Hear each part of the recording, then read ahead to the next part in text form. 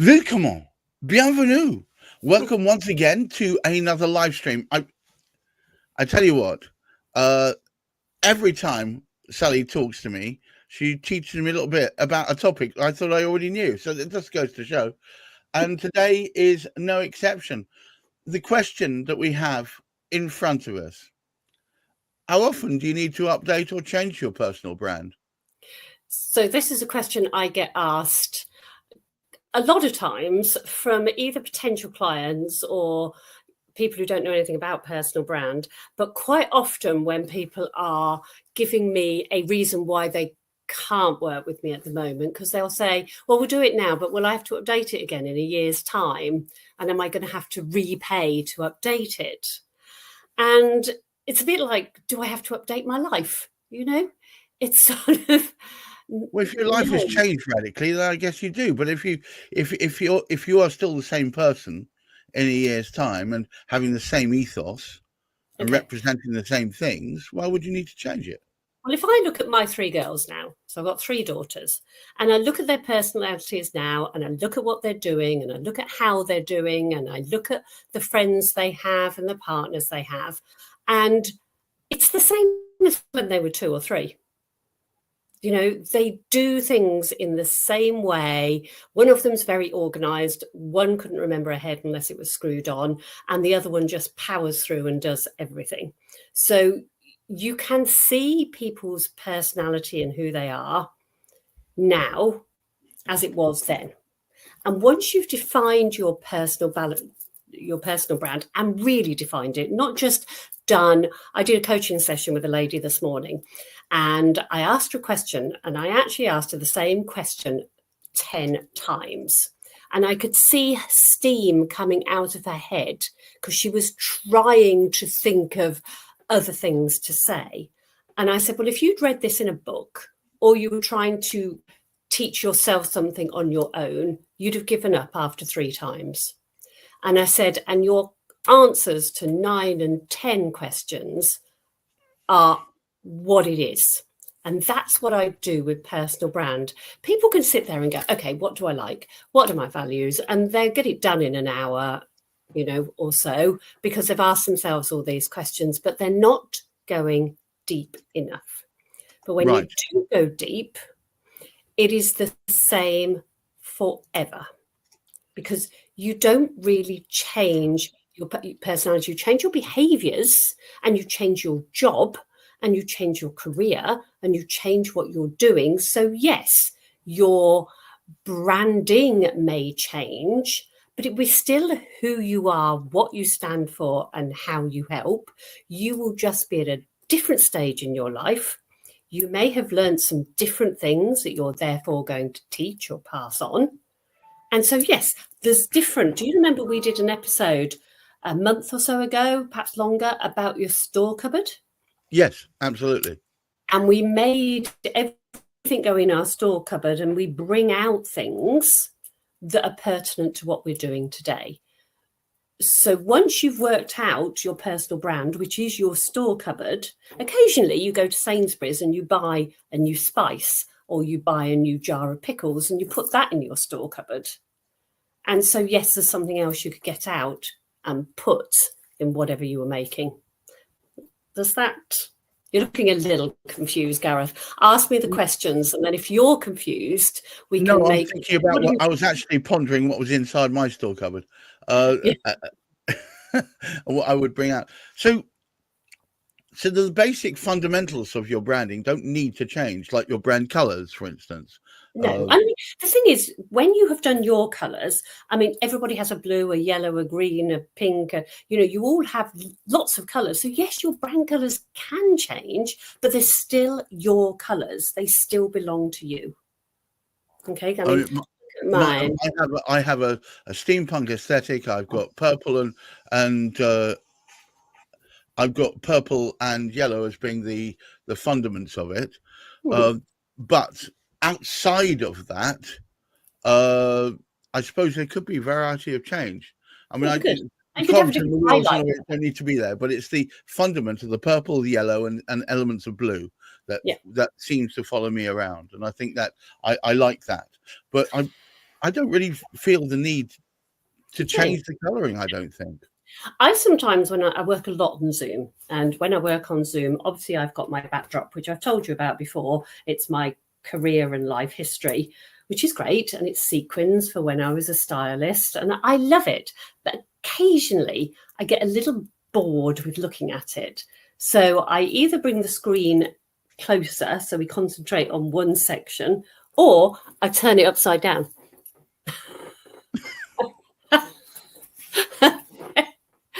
You know, so it's still the same, but it's different. Right. And that's how people tweak their personal brand. You don't have to redo it. Once you've done the work, you've done the work. And then you can add to it or not show that bit or show the bit that you hadn't shown before, but you don't have to redo it. So you don't have to radically change everything each time. No, because the thing is, this represents me, whether I was a cancer nurse, a stylist, somebody who does personal brand, somebody who goes out paddleboarding. I could still use this to explain what I did. Okay, I love theatre. There aren't many people who have a sequin background. No. You know, no. I know of none others. Yeah, you know, so for me, this background is a bit like my stage. So that explains that part of me. Paddleboarding, well, you could say I paddleboard a river, which, to be fair, is brown, not blue. But if you use your imagination. Wishful thinking, that's blue, isn't it? Exactly. So your personal brand explains everything about you. So whether you're in a career, whether you have two businesses, or whether you have a career and a sideline, your personal brand will explain it all. Right. But will it explain evolution? I have noticed that some people's brand is often simplified over time. Do you see what I mean? Yes, and the thing is, you niche down, don't you? In whatever career, business, job you're doing, you niche down because you decide that it's those sort of people you like, or it's that particular type of work you like doing. And so you do niche down. So the things in your personal brand, you can just, keep everything in your store cupboard if you need it once, but you can just show these 5 things or these 10 things or these 4 things. You don't show the whole store cupboard all the time, because believe you me, if you walked into my store cupboard, you walk out again. Is that because it's full? Well, it's full and it's not overly tidy. I have been into some store cupboards where everything's labelled. Right. Mine's a bit like my mind. Nothing is really labelled, and it's definitely not in alphabetical order. So. But you know where all the piles are?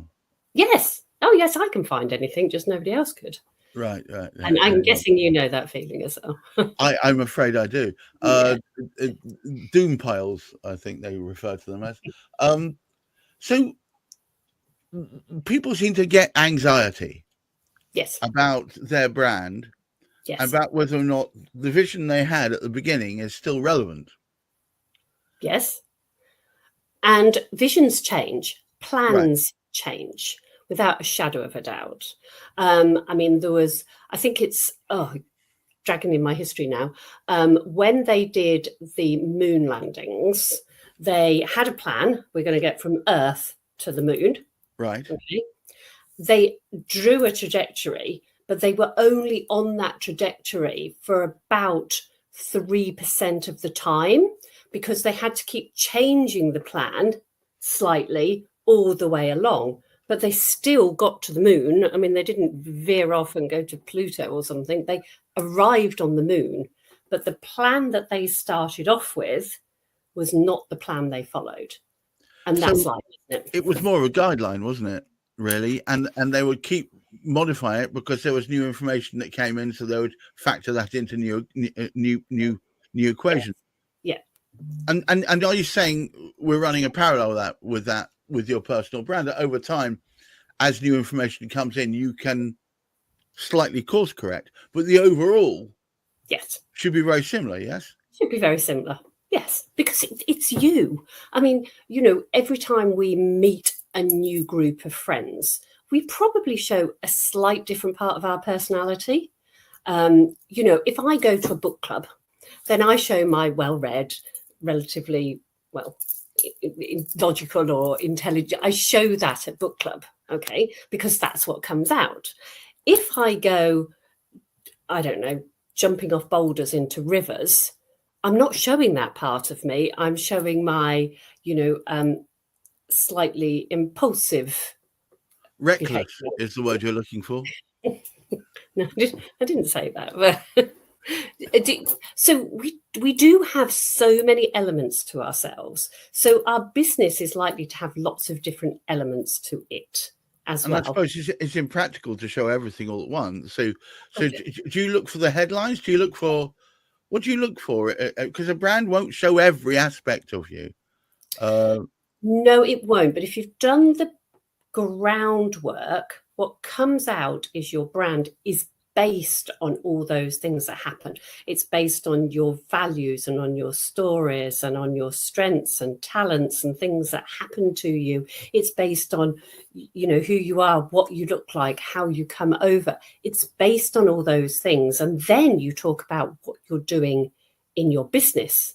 Okay, I've got a lovely lady who makes kilts. If anybody wants a kilt, get in touch, because oh my God, she makes amazing ones. But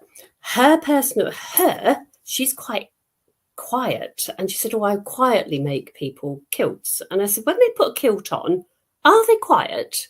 And she went, oh my goodness, no, they leap around and they dance and they're so happy and they're joyous. And I said, okay, so that is what you are giving your clients. And so that comes into your brand because you're giving them that joy. You are not giving them your quiet, hardworking needlecraft. You are, but that's not what you need to. That's not what your client receives. They receive this excitement and this uniqueness and this joy at wearing a kilt. I do love kilts. I've got two, but I had them made because I'm odd. I had them made up as utilitarian kilts, so they've got pockets, and one's in purple with black stripes, and the other one's just in black. But I would love a kilt, actually. Maybe I should talk to her. Yeah, you should. But they're reassuringly expensive to be made. That's the problem, because they're quite complex things. Although they're really one long bit of material wrapped around you. Yes, but they're still they have to be bespoke. Note to the world, I always wear underwear. I wasn't ever going to go there. I just thought I'd clarify. So, all right. If you've never had a brand before, you never thought about a brand, we understand the steps to doing that. If you've had a brand, you've had a brand since the year dot. Mm-hmm. Well, it depends whether you've had a brand or you've had branding. No, but I mean, like, you've gone through the branding process where you've worked on all the different aspects of your branding, and together you've formed it together into a brand. Yes. A Saxa Salt, a Coca-Cola, a Innocent drinks, whatever it is, the brand. And then you realize that you actually wanted to show a green side of you, that you are caring for the environment. Would it be okay to somehow have an adjunct like well, you can just pop it in somewhere. I mean, if I had a bit more green, then I could pull this out and make this green come to life. So yes, you can always add things to it, because you grow as a person. You grow, so your personal brand should grow with you. But each time you grow, that doesn't take away where you have been. Okay. So your personal brand includes where you've been and where you are now, and potentially where you're going. But every time you do one of those growths, you don't take the back end away. You keep that there. Yes. Because that's the foundation. It's the foundation of you. It's the foundation of your business. Layers. Onion. Yes, oniony layers. So slightly less smelly, but the point is that you've got your core of your onion, which is all the base stuff, and then you can, as you grow, you add layers to it. Yeah, but they'll all go together. So if we just take the colour scenario, your colours that personally suit you, so you're going to have your reds, your oranges, your blues, your browns, they will all work together. So you can put out of your colours a brown with the red, or a brown with a blue, or a blue with a yellow. They will blend beautifully. Whereas if you take somebody else's colours who don't have your colouring, they have a different colouring, and you take a couple from theirs, it will clash and it will go bleh, you know, and it just won't blend. Where your personal brand will all blend together, because that's the whole point of it. Wow. Yeah, another learning day for me. So that was I worried for a while, because I'm thinking, you know, my brand has been this way for a few years now. Should I? Well, maybe I should just add something to it rather than redo the whole thing. No, okay. Well, that's reassuring in a way. Yes. Thank you once again. Thank you, Sally Inkster, for regaling that of more branding tips, specifically of what to do if you've already been a brand developed a brand, gone through the whole branding process, and now think I should add bits to it. Nil desperandum. The world will not collapse. You can add bits to it. Look, thank you so much, Sally. And to all you out there, if you're finding this useful, I recommend you go to sallyinkster.com. She's got some great stuff that she can talk to you about and at least set you straight. I recommend an initial consultation, which I believe is still free. And then you can find out what you really want to do, what you really want, as the in the words of the Spice Girls. Until the next time we meet, guys, keep reaching for the stars, but keep your feet on the ground and look after your mental health. Until then, bye-bye now. Take care. Bye.